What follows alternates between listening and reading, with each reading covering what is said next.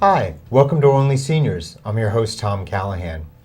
My guest tonight is somebody that I met at a political fundraiser. And it came to the point in the fundraiser when it was questions out to the audience. And being an Only Seniors person, my question was about seniors. Lo and behold, two hands went up, mine and my guest's. Of course, they called on her first. Went up to talk to her later, found out what she does, was immediately intrigued, so I invited her to be on Only Seniors. My guest is Tobey Dichter. Tobey, welcome to Only Seniors. Thanks, Tom. Tell us about what you do. What Generations Online does is helps those people who have been left off the internet, the digital highway, the information highway, whatever you want to call it. The people who are 65 and over, who may not have been in academia or in business during that beginning of the internet revolution, which started about 96. Mm-hmm. And I often say, it's because it's the fastest moving technology. If you were taking a nap, you missed it. So it's really important to make sure that we incorporate older people into our society and allow them to fully participate. Generations Online is a nonprofit organization that has pioneered just a very simple way to cut through all the difficulties of somebody who's intimidated, who's unskilled, who has maybe low income and can't afford lessons or a big computer, to try to help them to help themselves to learn how to use the internet. And I'll tell you in a little bit how we do that. Okay, actually that was my question. How do you do that? See, we do. We just keep connecting. The way we have done it is, remember what Willie Sutton said, I rob banks because that's where the money is? That's okay. Well, if you wanted to help somebody who doesn't have a computer at home, and as a matter of fact probably hates computers, because after a while when you don't understand something, you build up defenses wisely and say, I don't need it. I've lived 75 years without it. I don't need it. And we heard that all the time. Mm-hmm. So we provide to the places where an older adult feels safe, tends to go, such as a public library, senior centers, or where they may live, such as subsidized housing or a retirement home, or even a high-end NORC, a naturally occurring retirement community. And we provide to that organization, to that institution, a software package and plan whereby they can offer to their citizens and their patrons for free something that's almost a recipe, where the person who has pretend you've never touched a computer before. Okay. And you're overwhelmed. You don't even know what a mouse is. We once said to somebody, move the mouse around, and they lifted it up like a remote control. Well, why wouldn't you, Why wouldn't you? So there's nothing intuitive about PCs. That's true. And if you ever saw the movie Star Trek IV: The Voyage Home, they were telling the person, because they traveled back in time in that movie, and they told one of the people from the future, right, just use the mouse. And he's picking up and he's talking in the mouse. Of course. So unless you've actually used it, you really don't know how Why to. would you? Why would you? Exactly. And why should we insult an entire generation who fought our wars and made our country? Why should we deny them the right to be part of this? So what we have done is simply put instructions on every screen in large type, in very plain English, not jargon, in English or in Spanish for PCs, and set it up with some adjunct materials, a frame around the computer monitor so it doesn't look so threatening, that reminds you of certain tips, like to click the left clicker. Okay. After doing this for the past 14 years, Tom, we recognized the tablet revolution was taking over. So we said, well, they're so easy that you really almost wouldn't need a service like ours. And we did 30 usability studies. Wow. And in those, we watched what were the deal breakers. What were the things that made a person say, I don't know. Well, if that screen goes black, what do I push? What do I touch? It is not intuitive as you think. That's true. So after doing those, we created and have just launched a tablet edition of Generations Online. And the tablet edition is just now being made available to those same institutions. Okay. And for those families where there's a coach at hand, where there's a family member nearby who could just get you started, or a family who could afford an iPad or an Android, a tablet, then in that tablet, that person, that family member, or in the institution, a coach, would set up the Generations Online on the tablet. Because if you think about things, too many of these books and CDs and everything presume that you're technically proficient enough to load a CD in to understand how to use it. So the idea is that on the tablet, you just start reading, and when you read the instructions out loud to yourself, just the same as our PC program, any person who has been working with older adults will say, let them do it themselves. Nothing worse than you're taking over. Exactly. Yeah, you know this stuff, Tom. I know that, exactly. I often also say about my smartphone that my smartphone has a dumb owner. Oh, that's great. But we are dumb. Dumb is not an insult. It's just a state of being. It's just a state of being until I learn how to use it, and I'm the same way. I just got a tablet in the past year, and I don't think I know half of what it is for the thing to operate properly. Right. So tell me more. Now you said you have coaches that work with the people. Well, what we decided was what we saw in a major study where we helped 25,000 people in 2 years was it really is helpful to have a person who is somewhat knowledgeable, doesn't have to be a computer teacher, shouldn't be, somewhat knowledgeable to be by your side and troubleshoot. Ideally, the program that we spent a lot of time and effort inventing, ideally it teaches you to teach yourself. Okay. However, to just to feel confident and for those times when you have to have somebody say to you, but you figure it out. Look at it, read it. Now look at that, because we also provide a strip with the iPad that says what to do if the screen goes black. Okay. Or what if it pops up and says, where's your Wi-Fi? I mean, over the years, Tom, we have had so many firsthand encounters where we realize that this is all jargon. What does Wi-Fi mean? What's www? I mean, you have to get inside the psychological barriers that are preventing perfectly reasonable, wise, talented, and educated people from using these devices. And the accumulated amount of knowledge, history, jargon, it's overwhelming. And yet these are the very people, what we call seniors or older adults, I like to say elders. I like that term too. To have that kind of boundaryless mobility they could benefit the most. True. Now, how does somebody find Generations Online?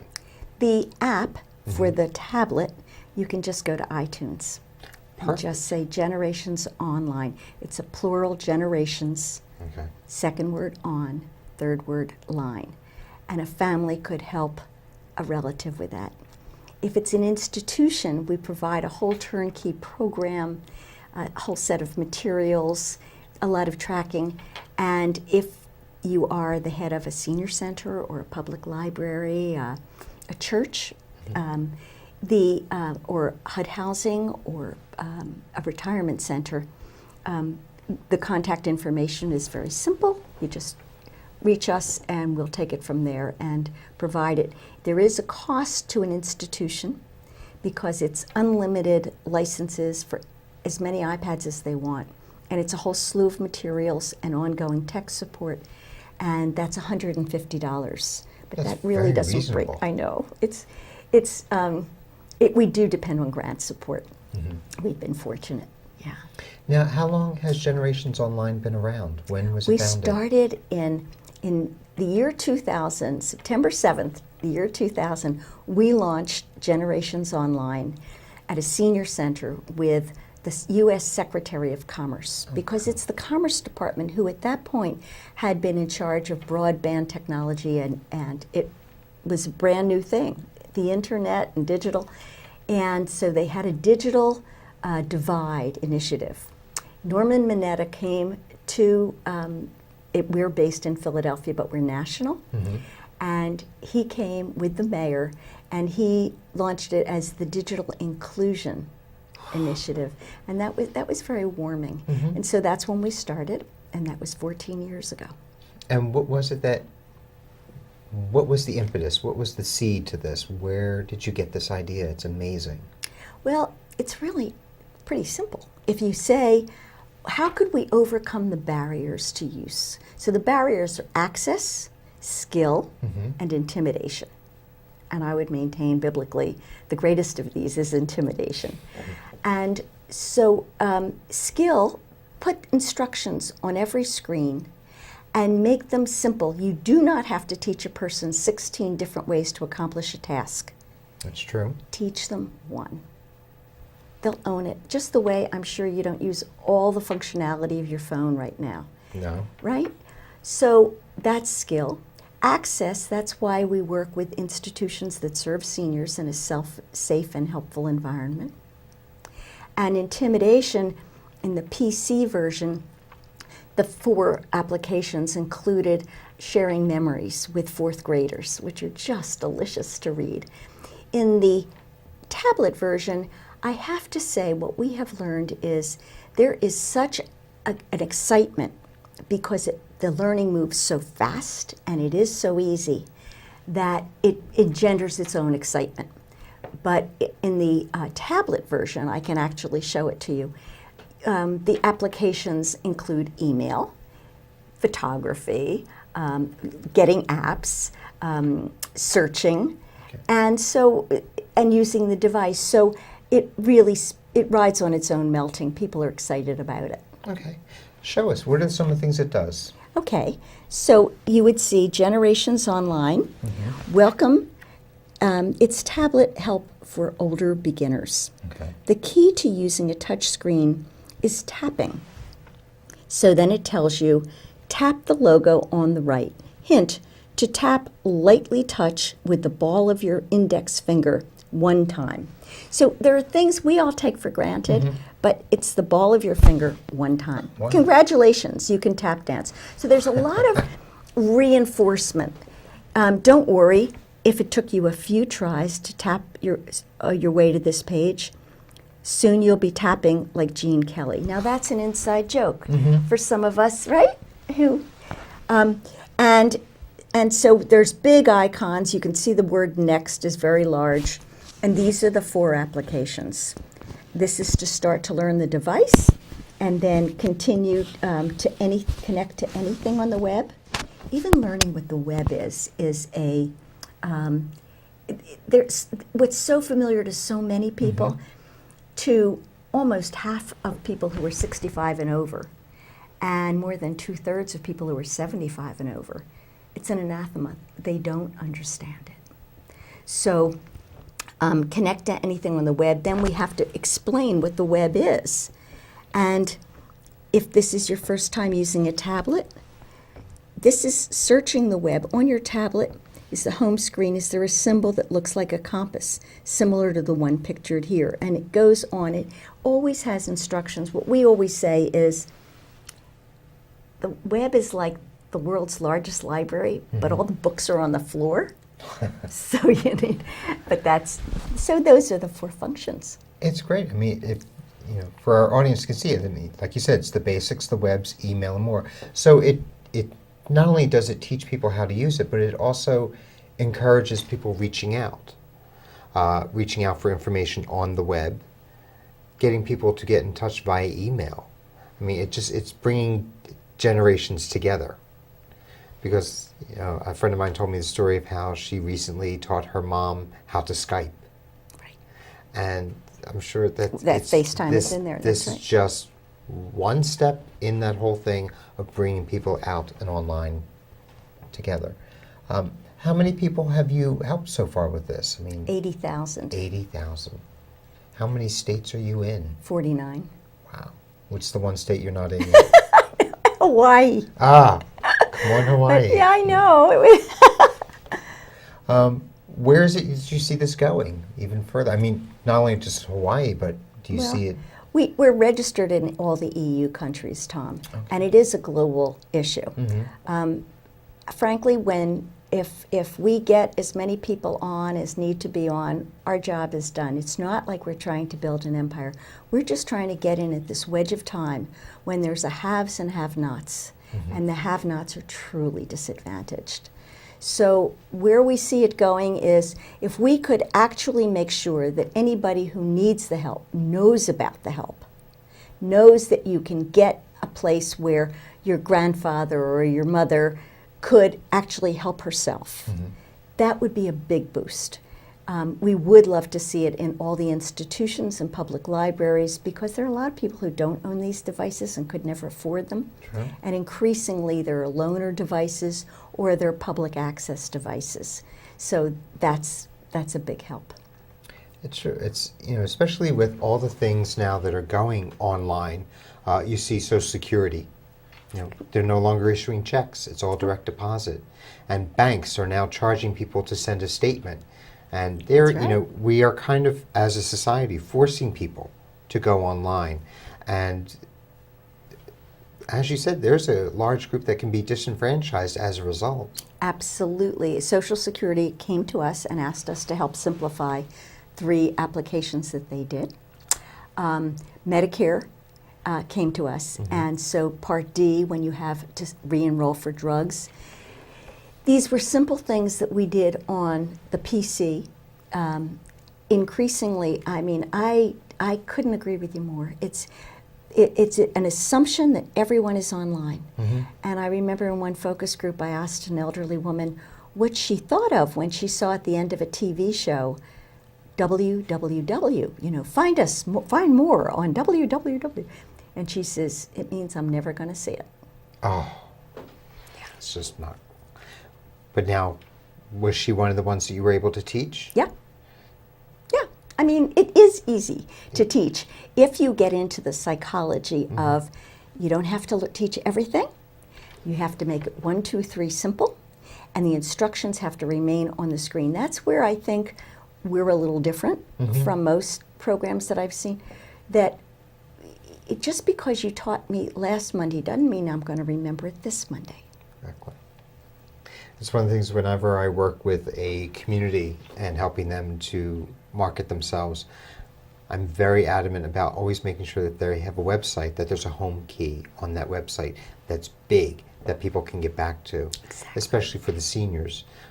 Because you go into any website and you're clicking, you're pointing, and you're clicking here, and you're going all over this website, but you kind of want to get back to page 1. Exactly. And so many people leave out that little home key. So this is kind of like teaching And the home key. Right. And it says, you can clothesline page.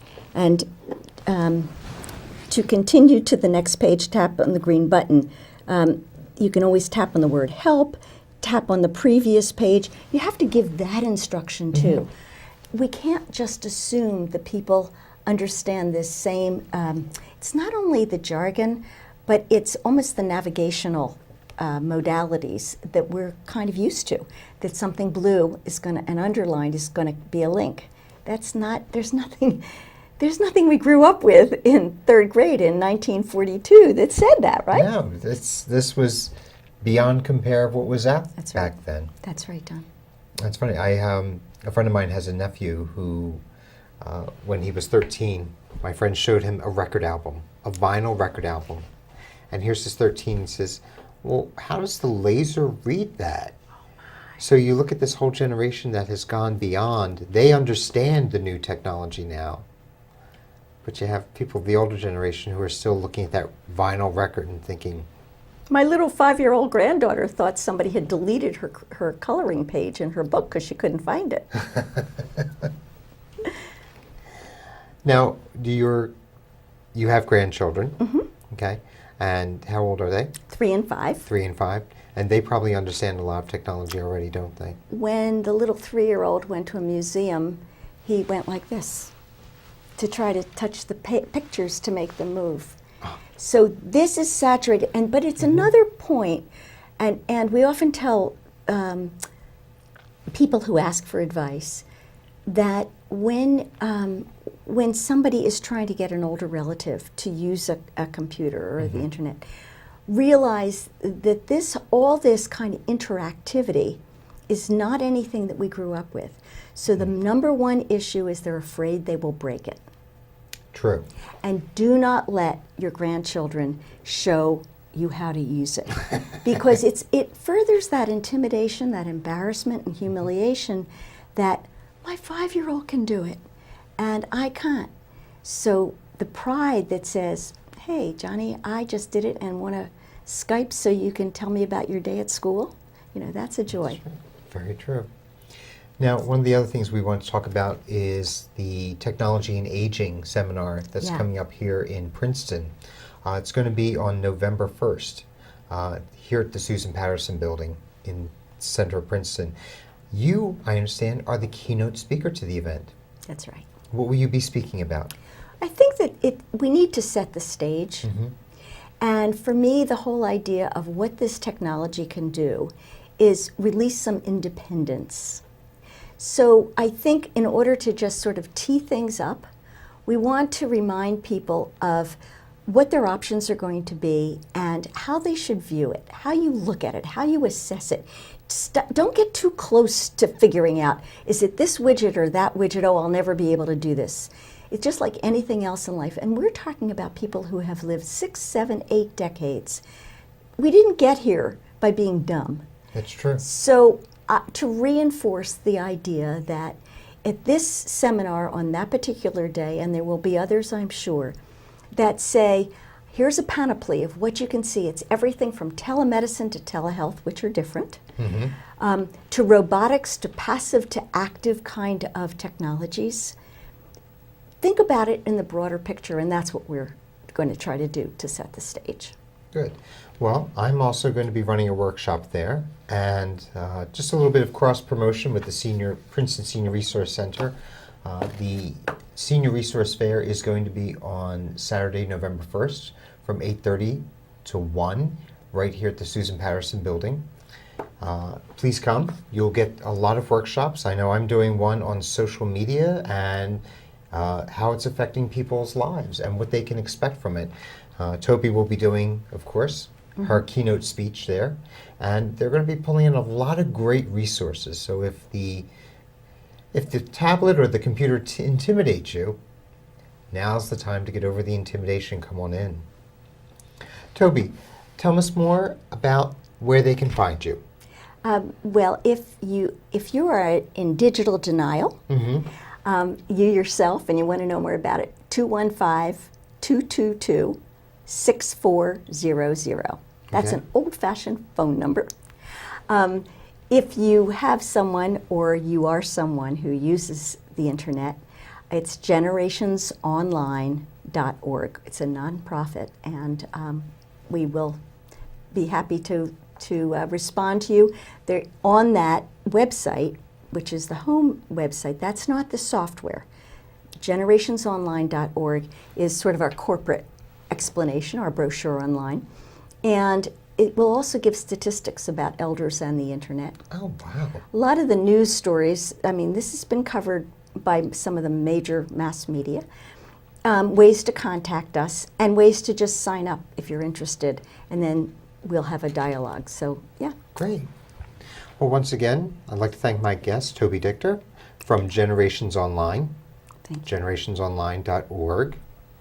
And the phone number, once again, 215-222-6400.